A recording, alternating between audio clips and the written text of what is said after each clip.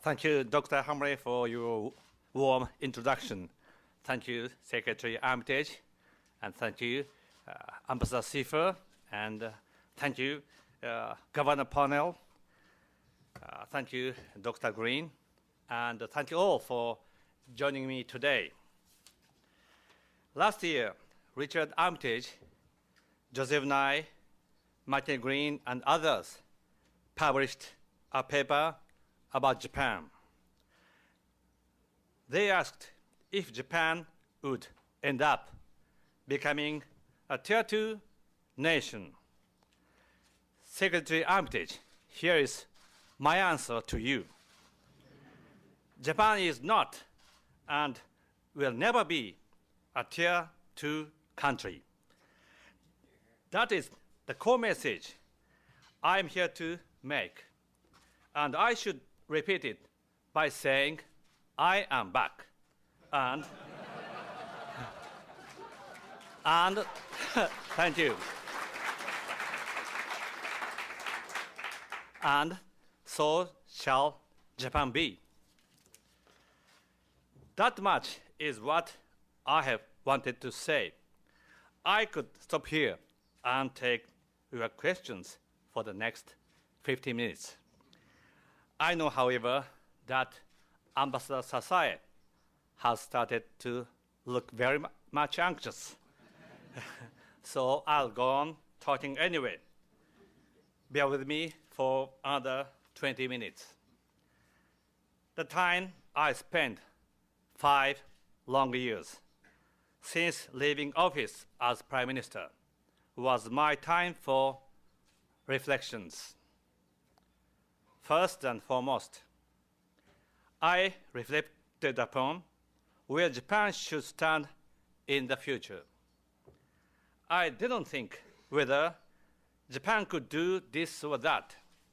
I thought more often what Japan must continue to do.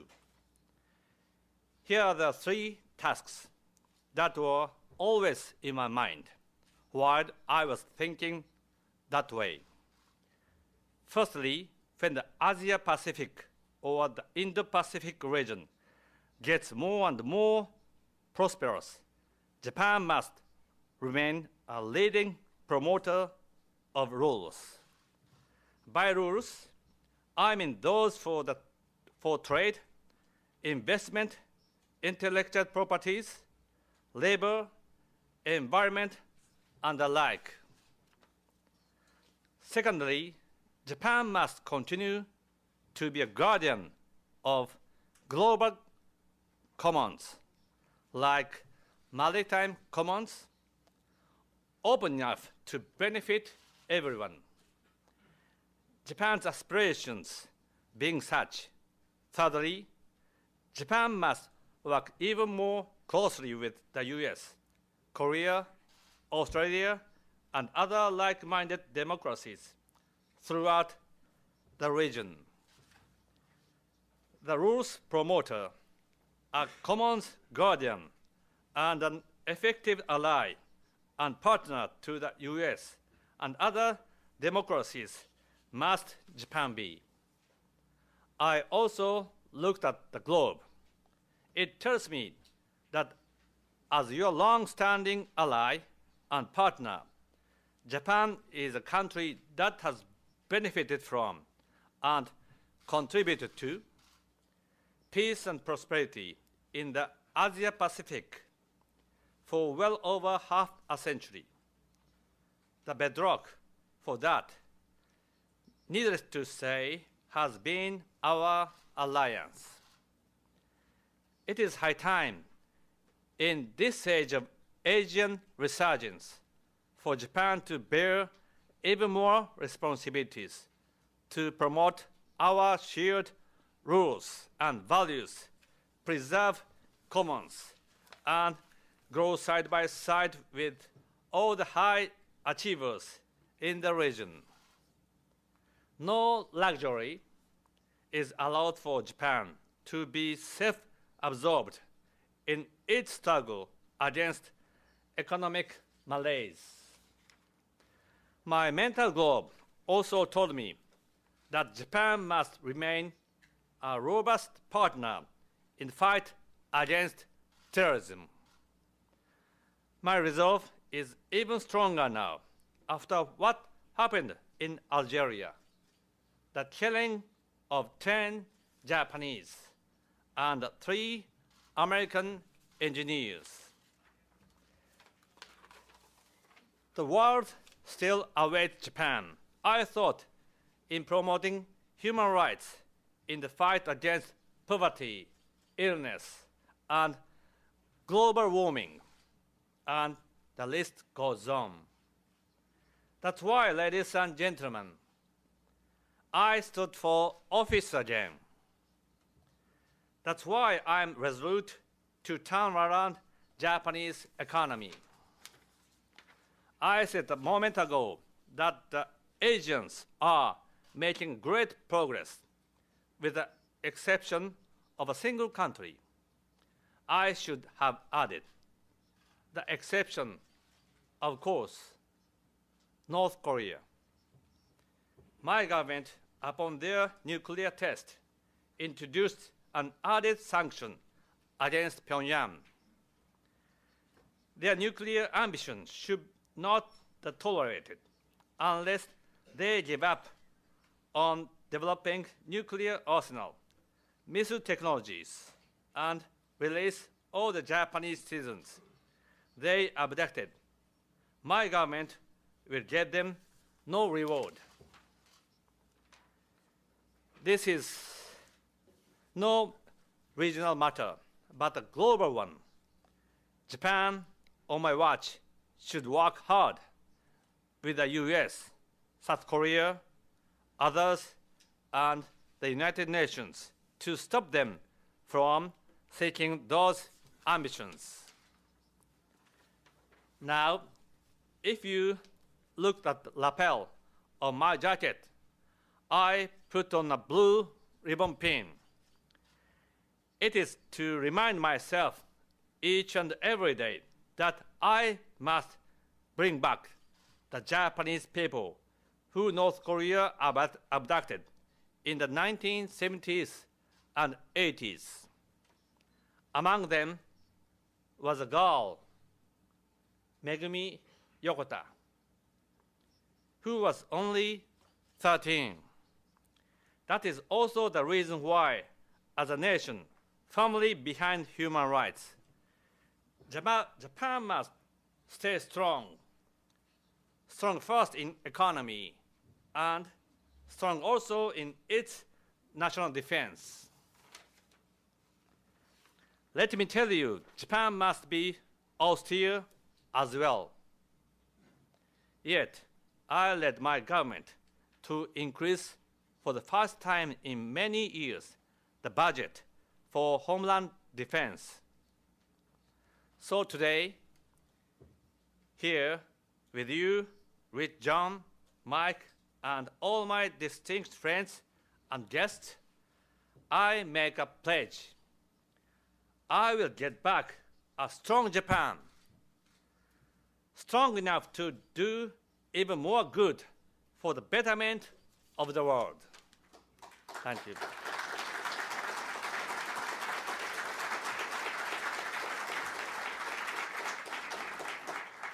The Japanese voters have given me a renewed opportunity as Prime Minister to turn my tasks into reality. Each morning, I wake up with a solemn and somber sense of tremendous responsibility. Now, there is something called Abenomics. I didn't coin the word. Markets did. It is the name for my 3-arrow economic booster plan. In Japan, deflation has gone on for more than a decade. My plan, or Abenomics, is to get rid of that first and foremost. Indeed, it has made a jump start. As the first arrow, I urge Bank of Japan to do their job on a dimension they thought they couldn't do. Investors, both Japanese and foreign, have started to buy Japanese shares. Japan's industry will better greased due to export growth. Tokyo Stock Index has risen as a result. The second arrow is to carry out a supplementary budget, huge enough to lift the economy by 2% and create 600,000 jobs. The third one is about growth strategy. Private consumption and investment will come much sooner than we expected. So far, all economic indicators point north. True, we have shot those arrows before, but only in timidity and incrementally. In my plan, the three arrows are strong and fast and being shot without any interval. Soon, Japan will export more, but import more as well. The US will be the first to benefit from that, followed by China, India, Indonesia, and so on. That is not the end of the story, though a task even graver remains. That is to enhance Japan's productivity. It is to retool Japan's economic structure. Women should be given much greater opportunities. The big savers, mostly aged population, must be able to give their money to the younger generation with smaller tax burdens, which is exactly what my government is now doing. Before conclusion, let me make a few words on China, and then define how I view the Japan-US relationship. About the Senkakus first. History and international law both attest that the islands are Japan's sovereign territory. After all, for the long period between 1895 and 1971, no challenge was made by anyone against the Japanese sovereignty. We simply cannot tolerate any challenge now and in the future. No nation should make any miscalculation about firmness of our resolve. No one should ever doubt the robustness of the Japan-US alliance. At the same time, I have absolutely no intention to climb up the escalation ladder. In fact, my government is investing more into people-to-people exchanges between Japan and China. For me, Japan's relations with China stand out as among the most important. I have never ceased to pursue what I called mutually beneficial relationship based on common strategic interests with China. The doors are always open on my side for the Chinese leaders. That leads me to say finally a few words on our mutual ties between the US and Japan. In order for us, Japan and the United States, to jointly provide the region and the world with more rule of law, more democracy, more security, and less poverty, Japan must stay strong. That is my first point.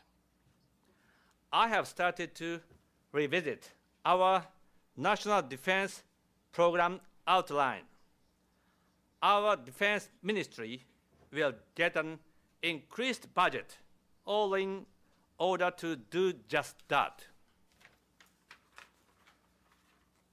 Looking back, it is remarkable that the bond we have developed between Japan and the US has weathered bad days and good, rain or shine, to have lasted for well more than 1/4 of the entire history of the United States. Yet, that should not surprise anyone.